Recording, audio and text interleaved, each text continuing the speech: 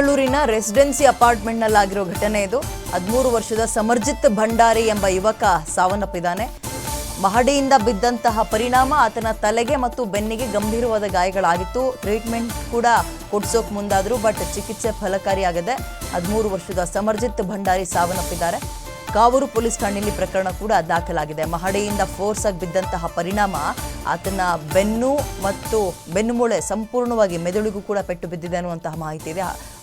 ಯುವಕನ ಫೋಟೋವನ್ನು ಕೂಡ ನೀವು ನಿಮ್ಮ ಗ್ಯಾರಂಟಿ ನ್ಯೂಸ್ನ ಸ್ಕ್ರೀನಲ್ಲಿ ನೋಡ್ತಾ ಇದ್ದೀರಾ. ಆಕಸ್ಮಿಕವಾಗಿ ಏನೋ ಆಟ ಆಡ್ತಾ ಇತ್ತೋ ಏನೋ ಮಗು 5ನೇ ಮಹಡಿಯಿಂದ ಬಿದ್ದಿದ್ದಾನೆ ಕೆಳಗೆ. ಬಿದ್ದಂತಹ ಫೋರ್ಸ್ಗೆ ಬೆನ್ನುಮೂಳೆ ಎಲ್ಲವೂ ಕೂಡ ಪುಡಿಯಾಗಿದೆ. ತಕ್ಷಣವೇ ಆಸ್ಪತ್ರೆಗೆ ಸೇರಿಸುವಂತಹ ಕೆಲಸ ಕೂಡ ಮಾಡಿದ್ದಾರೆ. ಬಟ್ ದುರಾದೃಷ್ಟವಶಾತ್ ಚಿಕಿತ್ಸೆ ಫಲಕಾರಿಯಾಗಿಲ್ಲ. 13 ವರ್ಷದ ಬಾಲಕ ಸಾವನ್ನಪ್ಪಿದ್ದಾನೆ. ಮಗದೊಂದು ಕಡೆ ಪೋಷಕರ ಗೋಳಾಟ ಹೇಳತ್ತಿರದ್ದಾಗಿದೆ. ಕಾವೂರು ಪೊಲೀಸ್ ಠಾಣೆಯಲ್ಲಿ ಪ್ರಕರಣ ಕೂಡ ಸದ್ಯ ದಾಖಲಾಗಿದೆ.